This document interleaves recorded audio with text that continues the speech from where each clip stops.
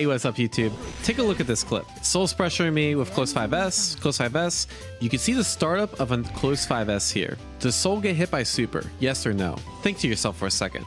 If you asked me a few days ago, I would have said Soul gets hit here. But it turns out you can cancel with faultless defense and block the super. In this video, we're going to talk about why this works and when you can use it in Strive and other games. Timestamps below, let's get started.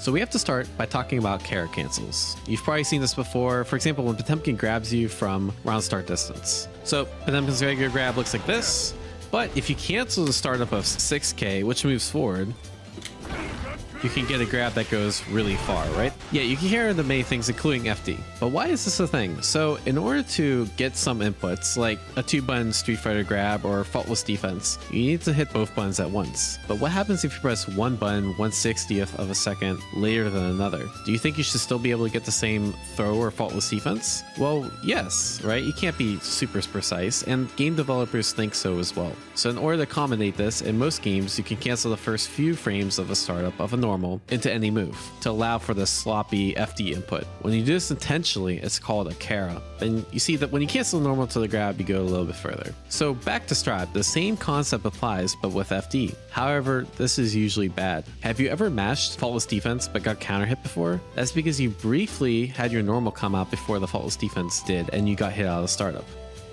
So here's another example, right? You can see the startup of Ino's 2K come out. All Ino has to do, or all you have to do if you want to block a super during the first couple of frames of startup of your normal, is just hold FD. That's what happens here, and you're easily able to block, right? Here's the same setup without holding FD. It's on a recording, and you see the opponent just gets hit. And of course, you aren't limited to canceling an FD. You can also cancel into a DP or a super to invul through the opponent's super. You can also use this against B or C to prevent pressing a button. See how I was able to block there? It's pretty low risk, right? I mean, sometimes you're going to get something like this happen, and you can't cancel that, right? Because it's too far into the active frames. Also works in other games such as BlazBlue, except with barrier instead of FD. Same thing with BB tag. You actually DP cancel to invul through opponent's super after the flash. But yeah, hope that was useful to you guys. If you like short form educational content like this, consider like, sharing, and subscribing, and leave a comment down below. We also have a community Discord and Twitch, links also down in the description below. Come join us. As always, thanks for watching and have a great day.